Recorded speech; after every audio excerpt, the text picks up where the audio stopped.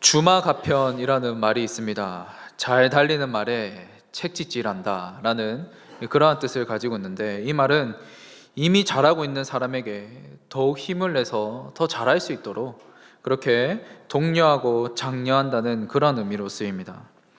자신에게 주어진 상황과 환경 속에서 또는 일터 속에서 열심과 최선을 다하는 사람이 있다면 때로는 격려하고 또 때로는 필요하다면 독려해서 그 사람을 자극을 줄 수도 있습니다.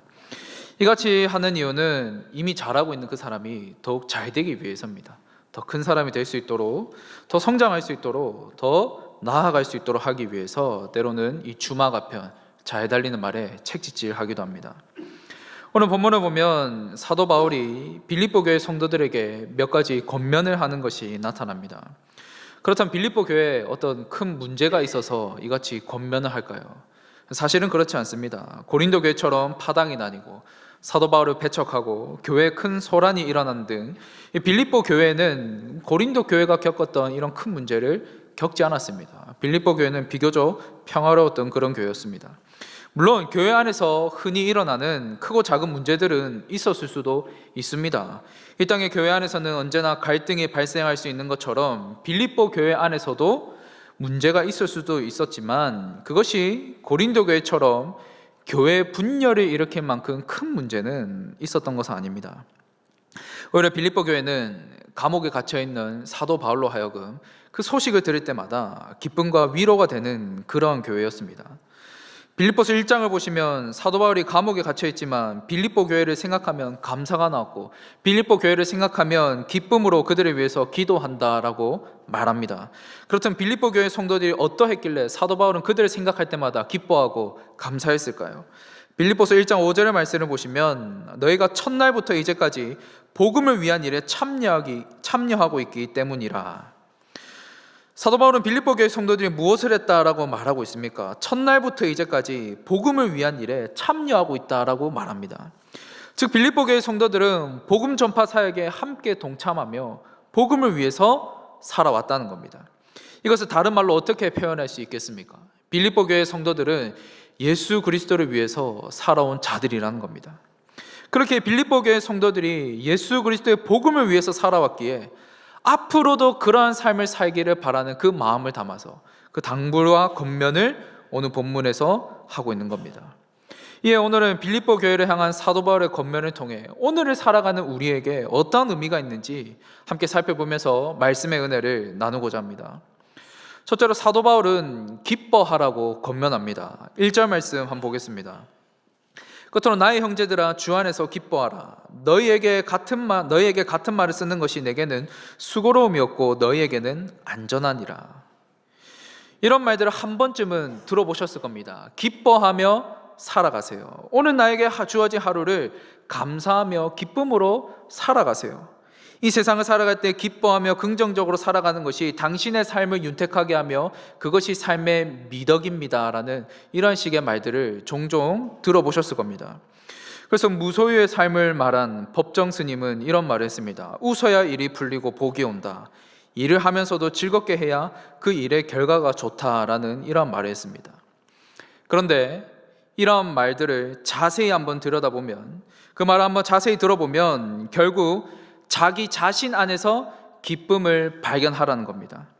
자신의 삶 속에서 최선을 다해서 기뻐할 수 있는 것을 찾으라고 권면합니다. 그렇게 이런 말들은 기쁨의 원천이 자기 자신 안에 있습니다. 자기 자신으로부터 기쁨을 발견하게 합니다. 자신의 삶 속에서 기뻐하는 것을 발견하게 하는데, 물론 나의 삶 속에서, 나의 환경 속에서 기뻐할 수 있습니다.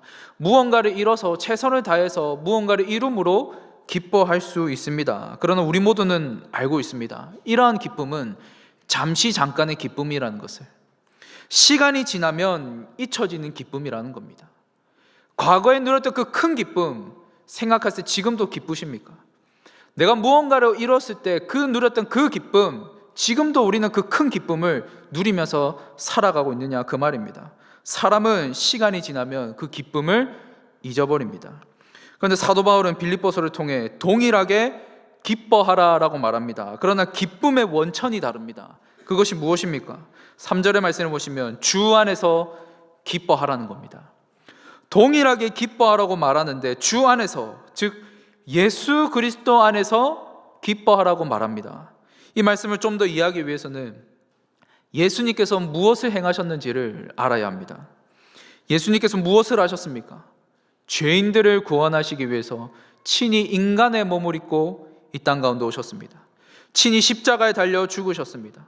그리고 3일 만에 부활하셔서 죄와 사망의 권세를 깨뜨리셨습니다. 죽음을 이기셨습니다. 죽음으로부터 승리하셨으며 예수님을 믿는 사람이라면 그 누구라도 구원을 누리게 하셨습니다. 그렇게 예수 그리스도 안에 있다는 것은 결국 예수님을 통해 구원을 누리는 자들입니다. 특별히 사도 바울은 빌립보서에서 이 구원받은 자들에 대해 주 안에서라고 이렇게 표현할 뿐만 아니라 빌립보서 2장 15절의 말씀을 보시면 이것을 하나님의 자녀라고 말합니다. 그리고 빌립보서 3장 20절의 말씀을 보시면 하늘나라의 시민권을 가진 하나님의 백성이라고 말합니다. 이 모든 말들은 구원받은 자들로서 결국 예수 그리스도 안에 살아가는 자들을 의미하며 빌립보 교회 성도들을 향해 너희들은 예수 그리스도 안에서 예수 그리스도로 말미암아 구원받은 자들이기 때문에 기뻐하라고 권면하는 겁니다. 성도 여러분, 세상이 말하는 기쁨의 원천, 성경이 말하는 기쁨의 원천 다르지 않습니까? 성도의 기쁨의 원천은 하나님의 은혜로 말미암은 구원에 있습니다. 그래서 다윗은 시편에서 이러한 고백을 합니다. 시편 35편 9절의 말씀을 보면 내 영혼이 여호와를 즐거워하며 그의 구원을 기뻐하리로다. 무엇으로 말미암아 기뻐한다고 말합니까? 하나님의 구원하심으로 말미암아 기뻐한다고 고백합니다. 그렇게 성도에게 있어서 구원은 기쁨입니다. 이 세상 그 무엇과도 바꿀 수 없는, 이 세상 그 무엇과도 비교할 수 없는 이 구원의 기쁨을 우리의 영원한 구원자 되신 예수님께서 우리에게 주셨다는 겁니다. 그렇게 예수 그리스도 안에서 살아가는 자라면 기뻐할 수밖에 없다는 겁니다. 성도 여러분, 삶의 고통과 고난으로 힘겨워하는 수많은 그리스도인들이, 삶의 절망을 겪은 그리스도인들이 다시 일어나서 기뻐할 수 있었던 이유가 무엇이겠습니까? 바로 예수님 때문입니다. 우리 주님께서는 죽음을 이기셨습니다. 사망의 권세를 깨뜨리고 부활하셨습니다. 그리고 십자가에 달려 죽으시고 부활하신 예수님을 믿는 사람은 이미 이 땅에서 구원받은 자로, 하나님의 자녀로, 하늘의 시민권을 가진 하나님의 백성으로 살아갑니다. 그렇게 성도 여러분, 지금 삶 속에 다양한 형태와 모양으로 찾아온 어려움들이 있습니까? 그 아픔들이 있습니까? 낙심이 되고 버거우십니까? 그렇다면 우리의 구원자 되신 예수님을 바라보시기를 바랍니다. 우리의 기쁨의 원천이 되신 그 예수님을 바라보시기를 바랍니다. 성도의 삶의 기쁨은 내 스스로 안에서 비록되는 것이 아닙니다. 내 스스로 안에서 발견하는 것이 아닙니다. 그거는 잠깐의 기쁨입니다. 성도의 참된 기쁨은 예수님으로부터 비록되기 때문에 예수님을 바라볼 때 우리 안에서는 끊임없이 기쁨이 샘솟아 나는 겁니다. 그렇게 사망 권세를 깨뜨리시고 부활하시고 승천하셔서 다시 오실 우리의 영원한 구원자 되신 예수 그리스도, 그 예수 그리스도를 바라보심으로 그분 안에서 기쁨을 누리시기를 바랍니다. 그 주님을 바라볼 때 우리는 어떠한 상황 속에서도 기뻐할 수 있는 참된 기쁨, 그 기쁨을 누릴 수 있다는 것을 기억하시면서 언제나 예수님 안에서 참된 기쁨을 누리며 사시는 성도님들 되시기를 축복합니다. 둘째로 사도 바울은 거짓 교사들을 조심할 것을 권면합니다. 2절 말씀을 보겠습니다. 개들을 삼가고 행악하는 자들을 삼가고 몸을 상해하는 일을 삼가라. 2절의 말씀을 보시면 3번 반복해서 등장하는 단어가 있습니다. 삼가고 삼가라 라고 말합니다. 여기서 말하는 이 삼가라는 것은 조심하라 라는 그런 뜻입니다. 그렇게 개들을 조심하고 행악하는 자들을 조심하고 몸을 상해하는 일을 조심하라고 말씀하는데, 이것을 한마디로 요약하면 거짓 교사들을 조심하라는 겁니다. 초대교회 당시 이 거짓 교사들에 대한 문제가 있었습니다. 거짓 교사들에는 이런 문제가 있었는데 이들의 정체는 거짓 복음을 전하는 자들로서 유대주의자들입니다. 유대주의자들은 이방인이 구원을 받기 위해서는 예수 그리스도를 믿는 것 외에 할례와 율법을 준수해야지 구원을 받을 수 있다라고 주장했습니다. 즉 예수님을 믿는 믿음 플러스 할례와 율법 준수가 있어야지 이것이 이방인들에게 있어서 구원의 조건이다. 이들은 가르쳤습니다. 이것이 거짓 복음이죠. 이것은 거짓 복음입니다. 거짓 가르침이자 거짓 복음입니다. 이방인이든 유대인이든 그 누구든지 간에 예수 그리스도를 믿는 믿음으로 구원을 받는 것이지 믿음 외에도 할례를 행하고 율법을 준수해야지 구원을 받는다는 이 유대주의자들의 가르침은 거짓된 가르침입니다. 특별히 2절 서두를 한번 보시면 개들을 삼가라라고 말씀하는데 유대인들은 이방인들을 무시할 때 이 개에 빗대어서 말했다고 합니다. 어느 날 우리도 사람한테 개에 빗대어서 말을 하면 심각한 욕입니다. 심각한 욕으로 받아들이는데 이 당시 유대인들도 이방인들을 모욕할 때나 무시할 때 이 개에 빗대어서 말했습니다. 그런데 사도 바울은 유대주의자들이 오히려 개들이다라고 말합니다. 그들이 오히려 더 개들이다라고 강력하게 비판합니다. 왜냐하면 거짓 교사들은 거룩한 공동체인 교회를 잘못된 가르침으로 어지럽히고 더럽히는 그런 부정한 자들이기 때문에 그들이 오히려 개들이다라고 사도 바울은 말하고 있는 겁니다. 그리고 이들을 향해서 행악하는 자들이다라고 말합니다. 왜냐하면 말로는 율법을 지켜야 된다고 강조하지만 실제 본인들은 율법을 지키지 않았기 때문이죠. 그래서 복음서를 보면 예수님께서도 율법으로 겉으로 드러나는 이 종교적 행위와 종교적 이 외식에만 몰두하고 있는 이 유대인들을 향해서 진정으로 율법을 지키지 않는 이 유대인들을 향해서 책망하는 것을 우리는 발견할 수 있지 않습니까? 그렇게 거짓 교사들은 유대주의자들은 본인들은 율법을 바르게 지키지도 않으면서 이방인들에게는 구원의 조건으로 율법을 준수해야 된다, 할례를 행해야 된다, 이런 같은 거짓된 것을 가르치고 있기 때문에 사도 바울은 이들을 조심하라고 권면하는 겁니다. 특별히 사도 바울은 오직 예수 그리스도를 믿음으로 구원받는다는 이 복음을 부정하는 거짓 교사들에 대해서 상당히 단호합니다. 그 누구보다 단호하게, 그리고 그 무엇보다 강력한 단어를 써서 이들을 경고하면서 비판합니다. 이것은 갈라디아서를 통해서 확인할 수 있습니다. 사도 바울이 갈라디아서를 기록했는데 그 이유 중에 하나가 이 거짓 교사들의 가르침을 반박하기 위해서입니다. 그래서 갈라디아서를 보면 거짓 복음을 전하는 거짓 교사들을 향해서 강력하게 비판하는 것을 이 갈라디아서의 첫 서두에서부터 발견할 수 있습니다. 갈라디아서 1장 8절과 9절의 말씀을 보면 그러나 우리나 혹은 하늘로부터 온 천사라도 우리가 너에게 전한 복음 외에 다른 복음을 전하면 저주를 받을지어다. 우리가 전에 말하였거니와 내가 지금 다시 말하노니 만일 누구든지 너희가 받은 것 외에 다른 복음을 전하면 저주를 받을지어다. 2번 반복하는 말이 있습니다. 다른 복음을 전하면 저주를 받는다라는 말입니다. 즉 복음을 변질시키는 것은 저주를 받을 만큼 심각한 죄라는 겁니다. 그 누구라 할지라도 저주를 받는다라고 강력하게 경고합니다. 그래서 오늘 본문에서도 삼가라라는 이 단어를 3번 반복해서 거짓 교사들을 조심해야 된다, 거짓 교사들을 조심해야 된다, 거짓 교사들은 멀리 해야 된다고 사도 바울이 당부하고 있는 겁니다. 그렇다면 사도 바울은 왜 이렇게까지 거짓 교사들을 조심해야 된다라고 단호하게 말할까요? 왜 갈라디아서뿐만 아니라 이 빌립보서에서도 거짓 교사들을 조심해야 된다라고 이렇게 단호하게 말하고 있을까요? 그것은 바로 교회 공동체를 지키기 위해서입니다. 교회 공동체에 속한 자들이 거짓 복음에 속아 넘어간다면 공동체가 위험해질 수 있기 때문에 심각할 경우 교회 공동체가 큰 공경에 처하거나 와해될 수 있기 때문에 사도 바울은 거짓 교사들을 향해서만큼은 강력하게 비판하는 겁니다. 저주라는 단어를 쓰면서까지 강력하게 비판하는 겁니다. 성도 여러분, 사도 바울의 이 같은 모습 속에서 우리는 한 가지 중요한 모습을 발견할 수 있습니다. 그것은 바로 교회 공동체를 지키고자 하는 그의 갈망입니다. 그는 교회 공동체를 지키고자 하는 아주 간절한 갈망이 있었습니다. 그렇다면 이것이 가능한 이유가 무엇이겠습니까? 교회 공동체에 속한 그 한 사람 한 사람을 사도 바울은 사랑하기 때문입니다.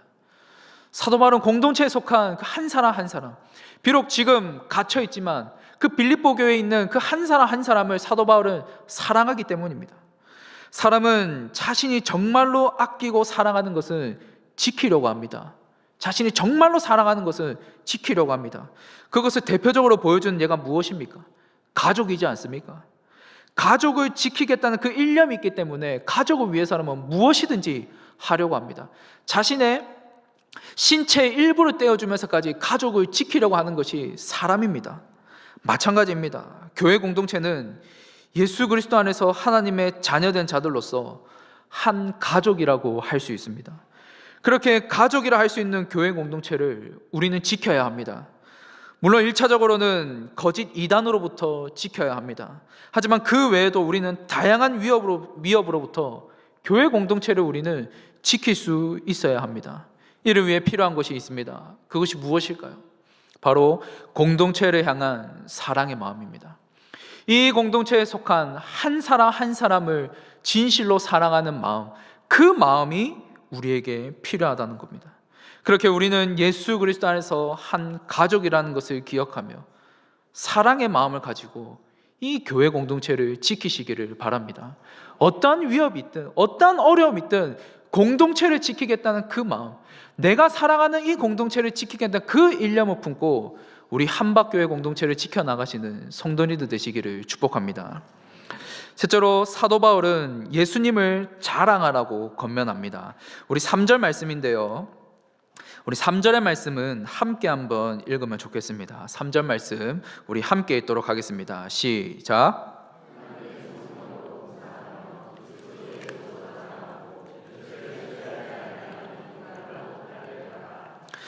헬라어 원문을 보면 우리가 곧 할례파라라는 이 말씀이 가장 먼저 나옵니다. 가장 먼저 우리가 곧 할례파다라는 이 말이 나옵니다. 이것은 예수님을 믿는 자들을 표현하는 겁니다. 즉 예수님을 믿고 육체적 할례가 아닌 마음의 할례를 받은 우리가 진정한 할례파다. 예수님을 믿는 우리가 진정한 할례파라고 말하는 겁니다. 그리고 예수님을 믿는 자들로서 하나님의 성령으로 봉사하며 그리스도 예수로 자랑하고 육체를 신뢰하지 말아야 된다라고 권면합니다. 자, 그런데 우리가 여기서 주목할 점이 있습니다. 여기서 우리가 주목할 점은 예수로 자랑하고 육체를 신뢰하지 않는다라는 이 말씀입니다. 사도 바울은 예수님을 믿는 사람이라면 진정으로 자랑해야 되는 것이 무엇인지를 알려줍니다. 바로 예수님을 자랑하라는 겁니다.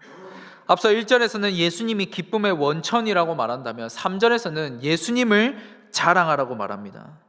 왜냐하면 예수님께서는 죄인을 구원하시기 위해서 자기를 비우시고 자기를 낮추시고 십자가에 죽으시고 부활하신 우리의 구주가 되시기 때문에 구원자 되시는 예수님을 믿는 사람이라면 오직 예수님을 자랑해야 된다라고 말하고 있는 겁니다. 이를 위해서 육체를 신뢰하지 말아야 합니다. 여기서 말하는 이 육체는 세상에서 드러나는 자신의 외적인 것들입니다. 출신, 혈통, 신분, 재산 또는 할례와 같은 어떤 종교적 의식과 외식 등 이 생에서 자신을 드러낼 수 있는 여러 자랑거리들입니다. 그렇게 세상적인 가치관과 기준으로 자신을 드러낼 수 있는 그러한 자랑거리들이 아닌 오직 한 분, 예수님으로 자랑하라고 권면합니다. 특별히 이 말씀을 시작으로 빌립보서 3장 4절 이하를 보시면 사도 바울은 그 누구보다 세상적인 자랑거리들이 있다는 것을 말합니다. 자신은 8일 만에 할례를 받았다고 말합니다. 이스라엘의 족속이며 베냐민 지파이며 히브리인 중에 히브리인이라고 말합니다. 자신은 정통 유대인이라는 겁니다. 누구보다 정통 유대인이라는 겁니다. 그리고 율법으로는 바리새인이라고 말하는데 그 당대 최고의 율법 학자인 가말리엘의 제자로서 율법에 능통한 자이며 뿐만 아니라 이 율법을 지키기 위해서 그 누구보다 최선을 다하면서 살아왔다고 사도 바울은 나열합니다. 뿐만 아니라 사도 바울은 로마의 시민권자였습니다. 즉 그는 그 누구보다 세상적으로 자랑할 것들이 많았습니다. 누구보다 드러낼 것이 많았습니다. 그런 그가 자신의 세상적인 자랑거리들을 무엇으로 여기고 있습니까? 아무런 유익이 되지 않는 배설물로 여깁니다. 아무런 유익이 되지 않는, 아무 쓸모없는 배설물로 여기고 있습니다. 왜냐하면 자신의 유익은 예수님이시며 그런 예수님이 자신의 자랑이기 때문이죠. 성도 여러분, 세상 사람들은 자신의 외적으로 드러나는 것들을 자랑으로 삼습니다. 돈, 성공, 명예, 좋은 차, 좋은 집, 명품, 이러한 외적인 것들로 자신을 얼마나 자랑하는지 모릅니다. 당장 SNS를 보면 알 수 있지 않습니까? 인스타그램이라든지 이런 SNS를 보면 자기 자신을 자랑하려는 온갖 게시물들이 넘쳐납니다. 그리고 많은 사람들이 그런 것들을 보며 부러워합니다. 동경합니다. 그런 부자들이 올린 것들에 대해서 부러워하고 동경합니다. 그러나 성도의 자랑은 이러한 것들이 아닙니다. 성도의 자랑은 게시물로 올려서 드러내는 것이 아닙니다. 성도의 자랑은 오직 예수님이어야 합니다. 우리의 구원자 되신 예수님이 우리의 자랑입니다. 특별히 1세기 로마 시대 당시 십자가는 아주 극심한 고통을 주는 처형 방식이라는 것을 우리는 잘 알고 있습니다. 그런데 동시에 아주 심각한 수치심을 주는 처형 방식이었습니다. 사람을 다 벗겨서 처형 방식을 하는 방식이기 때문에, 처형하기 때문에 극심한 육체적 고통을 줄 뿐만 아니라 정신적으로도 너무나도 수치심을 주는 처형 방식이 이 십자가형입니다. 그래서 그 당시 1세기 사람들은 자신의 입에서 이 십자가를 언급하는 것조차 싫어했다고 합니다. 그런 배경 속에서, 이러한 배경 속에서 사도 바울은 십자가에 달려 죽으신 그 예수님을 자랑하고 있습니다. 사람들의 그 수치와 입에도 담기 싫은 그 십자가에 달려 죽으신 그 예수님을 한 채의 망설임 없이 자신의 자랑이라고, 자신의 세상적인 자랑거리들을 배설물로 여기면서까지 십자가에 달려 죽으신 그 예수님이 나의 자랑이다라고 사도 바울은 고백하고 있습니다. 왜냐하면 예수님께서 자신의 구원자이시기 때문이죠. 마찬가지입니다. 예수님께서 나의 구원자시라면 우리는 구원자 되신 예수님을 자랑해야 합니다. 온갖 수치와 멸시와 조롱을 견디면서까지 우리를 구원해 주신 그 예수님을 정말로 통감한다면 예수님을 우리의 자랑으로 삼아야 합니다. 바라기는 우리를 구원해 주신 예수님을 나의 자랑으로 삼으시는 오늘 이 자리에 나온 모든 성도님들 되시기를 축복합니다. 말씀을 맺겠습니다. 우리는 오늘 본문에 나타난 사도 바울의 권면에 대해서 살펴보았습니다. 그리고 이 권면의 대상은 예수 그리스도 안에 있는 자들, 즉 구원받은 성도들을 향한 권면입니다. 그리고 이 권면은 결국 한 분을 바라보게 합니다. 바로 예수님입니다. 그렇게 성도 여러분, 언제나 예수님을 바라보시오. 예수님으로 기뻐하고 예수님 때문에 교회 공동체를 사랑으로 지키고 예수님은 나의 자랑으로 삼으시는 오늘 이 자리에 나온 모든 성도님들 되시기를 주님의 이름으로 축원합니다.